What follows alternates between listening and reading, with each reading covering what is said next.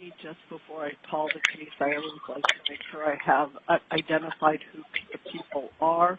I see by name Mr. Mueller. I see a caller 5. Is that Mr. Casavelli or Ms. Castelli? Yes, it is. Yes, Your Honor. Okay. Okay, all right. So I do think I have everybody, and I'm going to go ahead and call the matter. This was set. This is a status conference, really, on the payment of attorney's fees set on the court's own initiative in CV 2017-055490.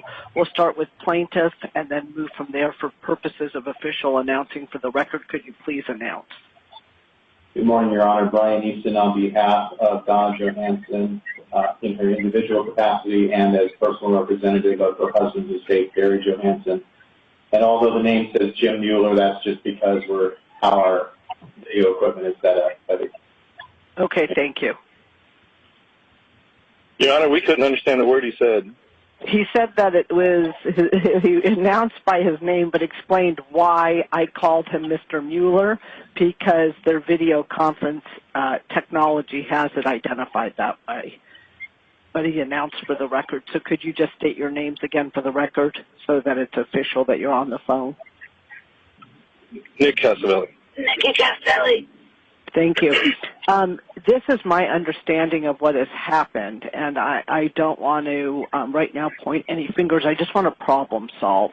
Following the last hearing that we had, ended up having to set, which was on August 19th, I set an order to show cause as to why the defendants were unwilling or unable to, or to give them an opportunity to establish a good cause why they couldn't pay the attorney's fees award. Thereafter, there was communication to my division that efforts were made to pay the attorney's fees award, among other things, which I'll get to in a moment, but that Mr. Easton was unwilling to accept the money and the clerk's office was unwilling to accept the money. That's a summary of where I think that issue might have been. In addition, since that time, there was a motion for extension of time filed by Mr. Casavelli and Ms. Castelli, as well as a motion for stay. A notice of appeal was also filed by them, as well as a motion to strike. I'm going to just take care of those in summary fashion. The motion to strike, defendant's notice of appeal is granted for the reasons set forth in the motion to strike.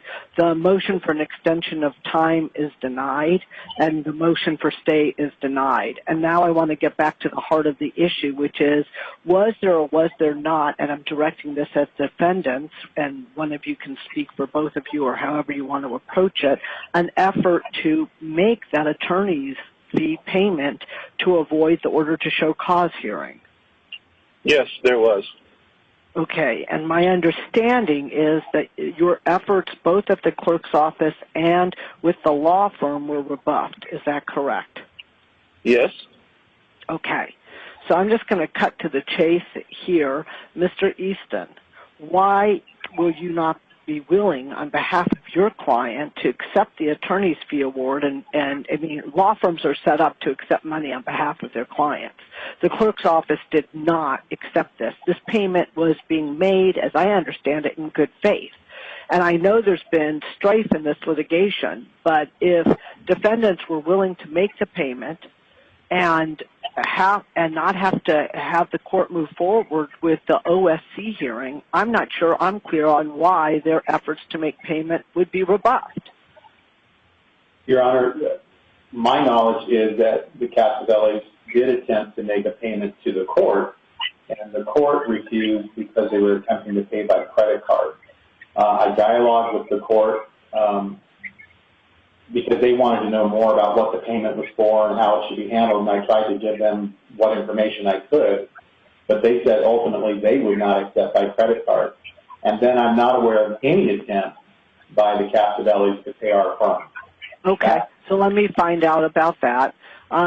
Again, Mr. Casavelli or Ms. Castelli, what efforts were made to make payment directly to the law firm? He wouldn't return any calls, Your Honor. There was 3 different attempts to contact him, and then when we talked to the girl in your office, she's the one who posted the email stated that we tried to contact and make payment, but then Mr. Easton files an email with her stating that we didn't contact her. We did contact him in an attempt to make these payments, and yet he would not return any calls. This is what's been going on for 2.5 years. Okay. Well, if you're attempting to make payment with a credit card, it seems to me that you might be able to secure a cash advance and then just pay it through the court to obviate this direct communication. Mr. Easton could otherwise work through this problem, but if the defendants are willing to make this payment, it should be of no concern, Mr. Easton, to your client, whether they do it through a cash advance or pay it through a credit card, and your firm should be equipped to accept payment. We're in agreement with that, Your Honor. I'm just not aware that they attempted to make any payment. Okay, well, I'm not going to do that right now. I'm going to avoid that. You hear them right now on the record telling you that they made efforts to contact you, and I'm not going to get into the he says and she says about that. The most important aspect of the discussion is they're willing to pay the attorney's fees amount. So I want to get that accomplished. How can we get that accomplished?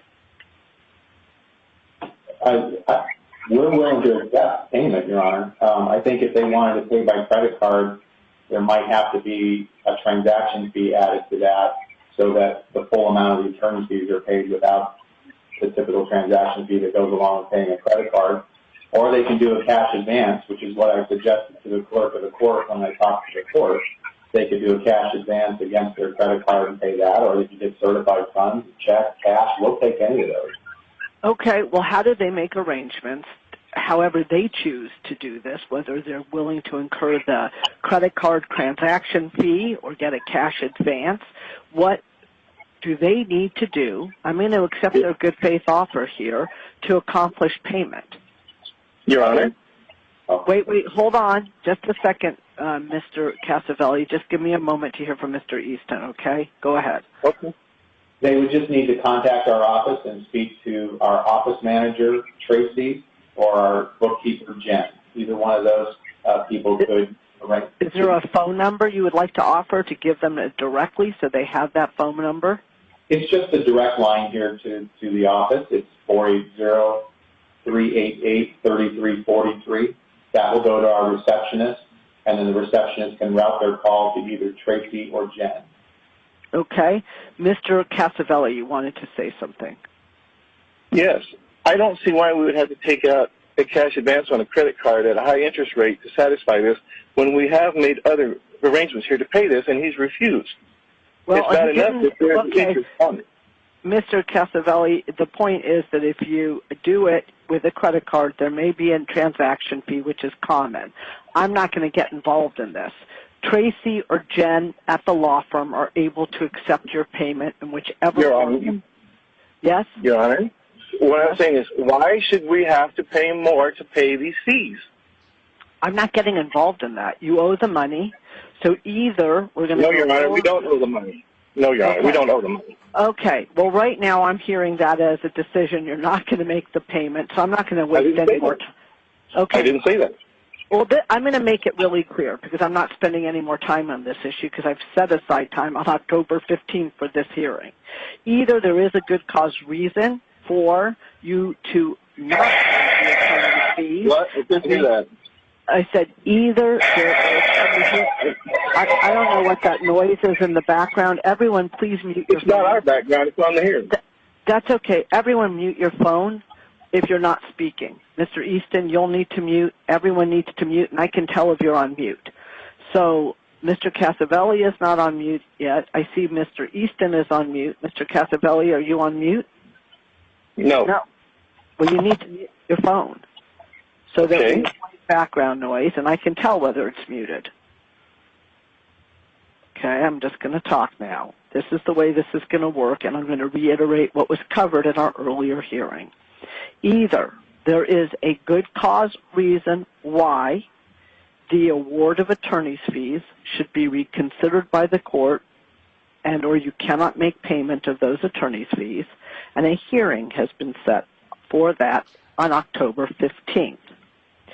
Or payment is made on or before October 15th. It's one or the other. Now, Because the hearing is being affirmed, that means that the court and Mr. Easton will have questions in order to substantiate whether or not there is a good cause reason for your failure or decision not to pay the attorney's fees. The court will listen to that, but that means there needs to be evidence of a good cause reason. I reviewed that previously with everyone. The hearing is set on October 15th at 10:30 a.m. Either payment is made before that date or it's not, but I'm affirming that hearing. And I don't really have anything else to say. If a decision is made to pay the attorney's fee award, we now understand that the people at the law firm who handle payments are Jen or Tracy. Law firms are set up to accept those types of payments, and the clerk's office can only accept cash. So there's no other options here, or there's a good cause reason why you cannot make the payments. And I reviewed that extensively at our last hearing on August 19th. So I'm really done talking to everybody about this issue. The hearing again on October 15th at 9:30 a.m. is affirmed, and we're going to be at recess on this matter. Thank you. Your Honor? Your Honor. Wow, what a violation of law and rights.